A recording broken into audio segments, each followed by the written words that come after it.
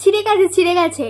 বলছিলাম যে তোমার যে ওটা ছেঁড়া না, ওটা আমি অনেকদিন আগেই বুঝতে পেরেছিলাম তোমার কাজকর্ম দেখে। বলছিলাম যে কাঁঠালি কলাটা, সরি দিদি, দূর আমি না বুঝতেই পারি না তোমাকে কি বলে রাখবো, দাদা না দিদি, কারণ তুমি তো এই দুটোর মধ্যে কোনোটাই নও না। এর থেকে ভালো তোমাকে আমি কাঁঠালি কলা বলে রাখি। কেন বলো তো, এখন সর্বঘটেই তোমাকে দেখতে পাওয়া যায়। যেমন ঘুমের ওষুধ কেস, তারপর হলো গরুর মাংস কেস। যাই হোক, আর বেশি কিছু বললাম না। বলছিলাম যে আমি না র্যান্ডম একটা ভিডিও পোস্ট করেছিলাম, জাস্ট ওই লাইভের একটুখানি শর্ট নিয়ে, ছিঁড়ে গেছে বলে ওই জায়গাটা জাস্ট আমি হাসির ছলেই আমি ওটা পোস্ট করেছিলাম। কিন্তু আমি তখন বিশ্বাস করিনি যে তোমার ওটা ছেঁড়া। আমি ভেবেছিলাম আর কি, ঠিক আছে। তো ওটা আমি পোস্ট করার পর পরের দিন সকালে দেখি তুমি ওতে কপিরাইটটা মেরেছো। তার মানে আমি এবার বুঝতে পারলাম যে ওটা সত্যি কথাই ছিল।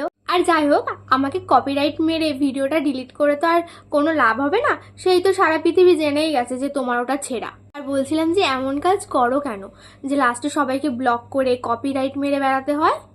আর লাস্টলি না একটা কোশ্চেন ছিল, বলছে যে ওটা কি শেষ পর্যন্ত জোড়া লাগানো গিয়েছিল?